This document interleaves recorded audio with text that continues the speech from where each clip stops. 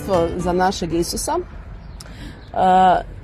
Ovdje je moja susjeda, tu gdje mi žive roditelji u gradu.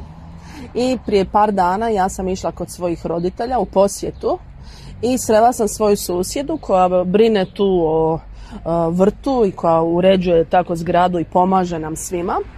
I evo, reci ti nama, susjedo moja, kad sam te ja našla prije par dana, što se dogodilo i od čega te Isus oslobodio?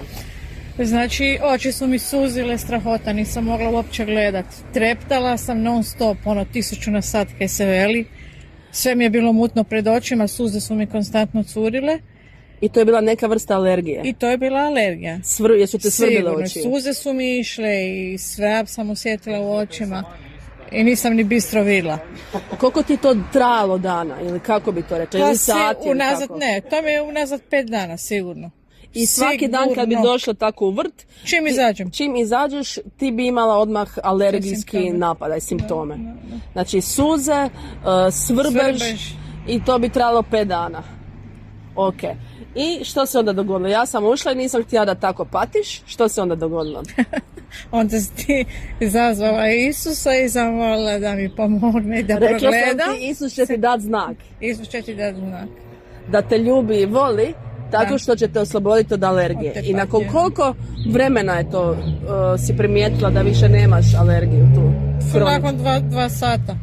Sve je prošlo. Nakon 2 sata i ti si sad u vrtu i to je sad i ništa. Da. Pa je li Isus kralj?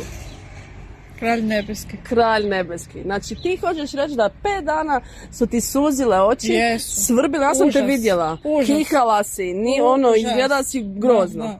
Da. I kad sam ti rekla Isus će ti dat znak koliko te ljubi i voli i on te sad upravo po ovoj molitvi oslobađa od alergije, nakon 2 sata sve je nestalo. Sve je nestalo. Bez ikakve tablete, bez ičega. Bez ikakve tablete. Isuse, amen. Isuse, hvala ti, amen. Vrhunski. Jo. Pa to je hit.